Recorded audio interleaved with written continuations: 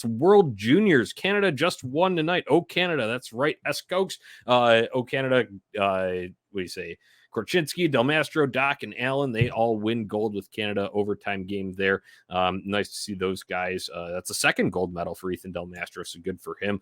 Ron, I know you watched a little bit of this. Tony, I don't know how much you did, but any takeaways from World Juniors? I've got a couple too, but Ron, I'll give you the floor first. Let's talk Canada, and I guess there's our Swedish friend, Victor Sternborg, too. But any takeaways? World Juniors, Blackhawks prospects. Canada, 4 Blackhawks prospects won the gold, but a 5th, being a future Hawk, won the gold tonight as well, and his name is Connor Bedard. That dude's really good. That's a takeaway. And another takeaway too, Johnny, and I hope I don't steal your thunder here. Ethan Del Mastro playing big minutes, I think is an important thing to highlight. Again, 3 Blackhawks defenseman prospects on this World Juniors team. That in itself is something that we haven't seen in a long time. But then you go ahead and say, if you took bets on who would play probably the most minutes, you would probably bet Korchinski, and it was quite the opposite. So good on Del Mastro. I really think he's going to surprise a lot of people. It's really starting to feel like he might be a diamond in the rough as one of these good defensive defensemen that is one of those guys you need to win cups down the road. So good to see that. But Blackhawks, beer, and damn, Bedard's really good. Ron's on brand tonight. Love it. He is on brand. It's been a while since I've shared a mic with Mr. Ron Luce, and he came in firing on all cylinders. I'd love to see it. I did watch some of the juniors guys. I actually probably watched more juniors than I've watched ever. So it was fun. It was good hockey. I enjoyed it. And the main reason I watched most of this stuff is the same reason I think a lot of people did, and that's Connor Bedard. You want to see this future Hawk, as Ron has already #confirmed here.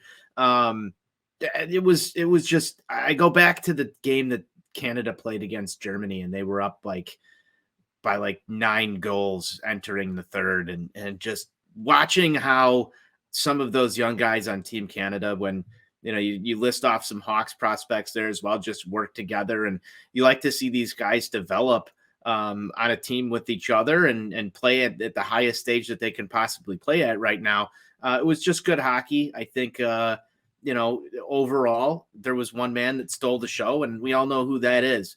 End of the day, you knew Canada was winning gold there. I think that there really wasn't much of a contest with anybody else in the World Juniors, but I enjoyed watching it. There was some questionable calls by some referees, boys, that could be debated. Back and forth. IHF is such a different game than the NHL. Yes. It's wild. Yes, that was one of my biggest takeaways from this. It was very interesting to watch just the flow of the game and how things were called.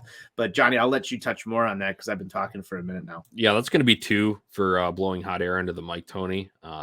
That's IHF laughing for you right there. Honestly, it is a different game. I understand they do have to protect kids, and it's a little bit different in terms of world championships, hockey, the kind of stuff that IHF governs, but very, very different. They have no leniency on hits. It could be a split second after the guy released the puck, and they're called penalties. So that's just a general kind of takeaway from that. However, when it comes to Blackhawks related things here, obviously, as Ron mentioned, Connor Bedard, hopefully future Hawk. Also, another thing, I see loser Columbus and Anaheim journalists trying to a future Duck, future Blue Jacket. No, it's only okay if Blackhawks media says it. So let's leave it at that. No bias at all. Other than that, Colton Dock did suffer a shoulder injury. That guy can't catch a break. He's had a couple concussions this year. If you remember, he started training camp with that. He had 2 assists in 4 games before he went down. So tough for him. Rough. Not able to go down. And that looked rough. Honestly, it looked like a separated shoulder. It could be a torn labrum. I have not heard anything further on that, but on tipsportsnet.com, go check it out for the initial injury update if you do want to see the hit itself isn't too violent, but he was in pain. He went down immediately. You could hear him. They had the hot mics on the ice. He was yelling. So hoping for the best for Colton Dock, but he does still get a gold medal along with his Canadian teammates and those other Blackhawks prospects. Kevin Korchinski, he had 1 goal, 3 assists through the 7 games. Played played pretty low time on ice outside of blowout games. Or didn't those 3 assists all come in the same period, though? I think it might have been in that game against Germany that you were talking about, where they're up by like 9 going into the third. Yeah, pretty sure. And you know what? I was thinking about this, and Ron, like you had said, you kind of thought Korchinski would be, because when you're talking about like WHL action, he's always like a workhorse for the Seattle Thunderbirds up there. But you got to remember, this is a U20 tournament. He is an 18-year-old, so he will have the opportunity to go back and play, I would imagine, in an elevated role if he goes back for the 2024 edition of that. So we shall see. Nolan Allen, a little bit of a quiet tournament for him, but he did play more minutes than Korchinski.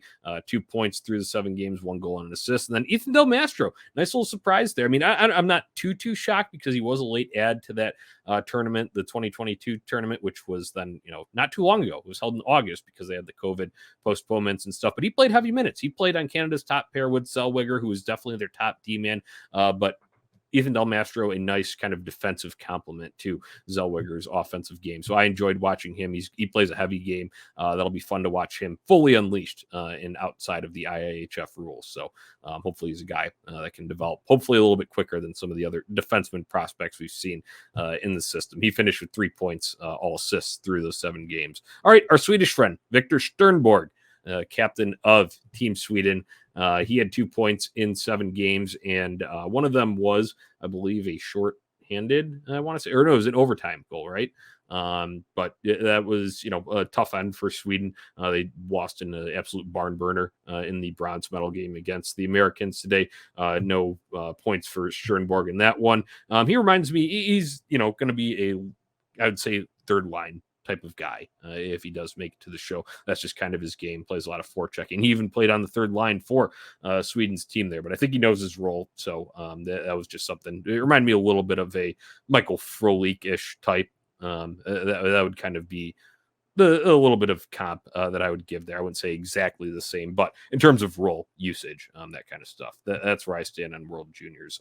Guys, this tournament, it was fun to watch it be back as it should be. And, COVID disrupted a lot of things. And obviously that weird tournament that got postponed from 2022 to here, but this is how it should be starting on Boxing Day. All the hype in the world. It'll be cool to finally see it go outside of North America. I think Sweden is the host country next year. So I'm looking forward to it. And we should have some more Blackhawks prospects in it if I were to guess.